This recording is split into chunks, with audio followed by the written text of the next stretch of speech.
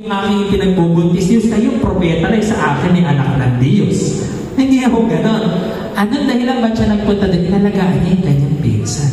Kasi alam niyang buntis, matanda na, kailangan ng katuwang. So concern for others. Learning in faith. Ang mahal na Birheng Maria ho, hindi automatic lahat alam na. Hindi lahat automatic eh. Alam na niya kung ano gagawin. Ang mahal na Birheng Maria, kailangan din ho niyang matuto. Kaya yung binasa natin kaninang gospel, di ba? Anak, ba't mo naman sa amin ginawa ito? Nahanap ka namin ng tatay mo, ilang araw na. Tinuruan pa siya ni Jesus. Anong sabi ni Jesus sa kanya? Ba't niyo ko hinahanap? Hindi niyo ba alam na ako'y nasa tahanan ng aking ama? Natuto pa mahal na Birheng Maria sa anak niya. Bata lang yun. Pero tinuruan siya. Naging nagalit pa mahal na, babastos kang bata ka. Kung dito sa Pilipinas yan, baka na-chinelas na. Diba?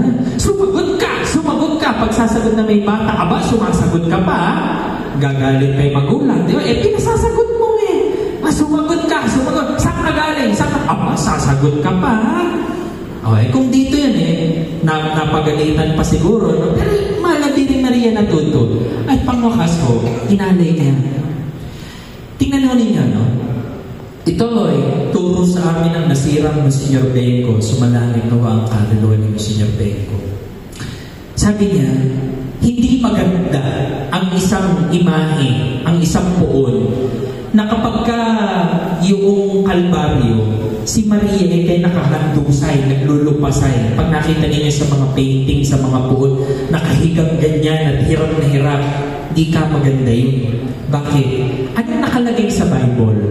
At nakatayo sa paanan ng krus ay si Maria at ang minamahal na alagad. Ibig sabihin, sa paanan ng krus, matindig na matindig ang mahal na Birhen. Nakatayo, hindi naglulupasay. Bakit? Ibig sabihin, nung moment na yon, nakapako sa krus ang kanyang anak, nananalig ang mahal na Birheng Maria, nakatayo siya, matibay ang loob niya, na bahagi ito lahat ng plano